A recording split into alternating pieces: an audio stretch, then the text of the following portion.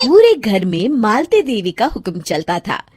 अपनी बड़ी बहू को वो टीवी के रिमोट की तरह कंट्रोल करती थी।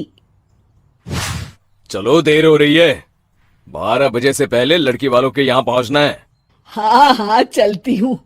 मैं तो भगवान से बस ये दुआ कर रही हूँ कि जिस तरह मेरी बड़ी बहू मेरी मुट्ठी में है, उसी तरह मेरी छोटी बहू भी मेरे इशारे पे नाचे। अरे भगवान, भला इस घर में किसकी हिम्मत है जो तुम्हारे खिलाफ जाने की हिमाकत करे। इस तरह मालती देवी अपने छोटे बेटे की भी शादी कर देती हैं। मालती की छोटी बहू फैशन डिजाइनर का कोर्स करके आई थी। उसका सपना था कि शादी के बाद वो अपना खुद का बुटीक खोले। एक दिन, क्या बात है छोटी, तू तो एक से बढ़कर एक डिजाइन बना लेती है।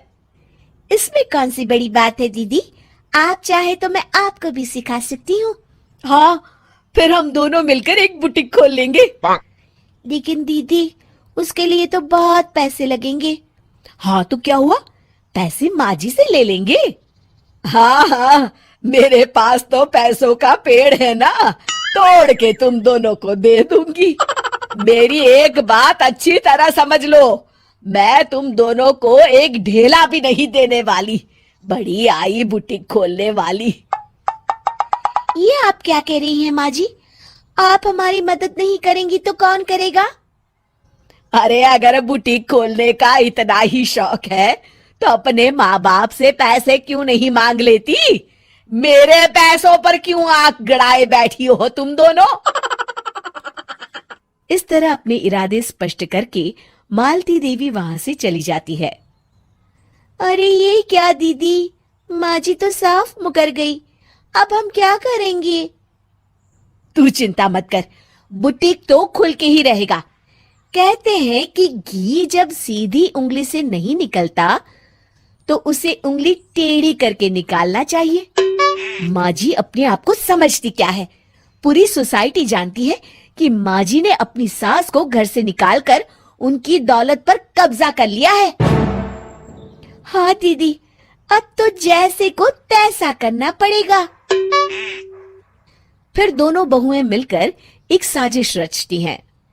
एक दिन, अरे नालायक, जरा ठीक तरह से पैर दबा, बिल्कुल मजा नहीं आ रहा। खाने पीने में तो कोई कसर नहीं छोड़ती। तभी वहां बड़ी बहू हाथ में एक फॉर्म लेकर आती है। माँ जी, आपके लिए एक खुशखबरी है। सरकार सभी बुजुर्गों को हर महीने 10,000 रुपये पेंशन देने वाली है। अरे ये क्या कह रही है तू? क्या सच में मुझे हर महीने घर बैठे 10,000 रुपये मिलेंगे? हाँ माँ जी, दीदी सच कह रही है। कल टीवी न्यूज में इस बारे में बता रहे थे। बस आप ये फॉर्म पढ़ के इसे भर दीजिए और अपने दस्तखत कर दीजिए। मैं इन्हें ले जाकर जमा करवा देती हूँ। अरे नालायक, बड़ी कामचोर है तू। इस बुढ़ापे में कहा तुम मुझसे फार्म भरवा रही है, खुद ही भर ले। मैं दस्तखत कर देती हूँ। ठीक है माँ जी।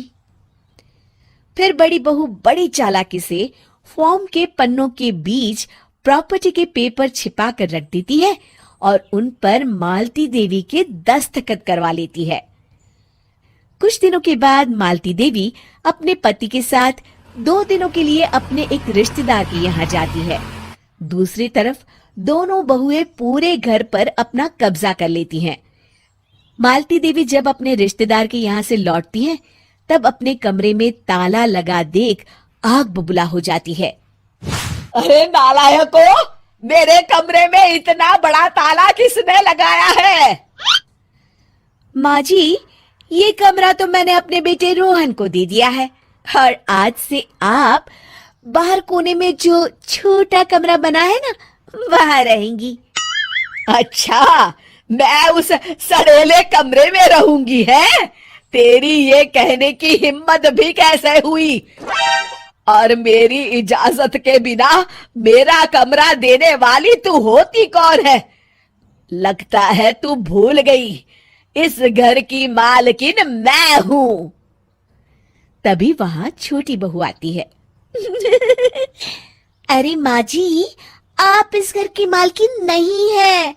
अब इस घर की नई मालकिन हम दोनों बहुएं हैं। ये देखिए, इन प्रॉपर्टी के पेपर पर आप ही के दस्तखत है। अरे भाग्यवान, ये तुमने क्या कर दिया? दस्तखत करने से पहले एक बार ठीक से पढ़ तो लेती। अरे लेकिन मेरी बहुएं मेरे साथ ऐसा कैसे कर सकती है? अरे तो इसमें कौन सी अचरज की बात है? तुमने भी तो अपनी सास को घर से बाहर निकाल दिया था। टूटा फूटा ही सही, शुक्र करो कि इन दोनों ने कम से कम हमें रहने के लिए कमरा तो दिया। तुमने तो अपनी सास को वो भी नहीं दिया था।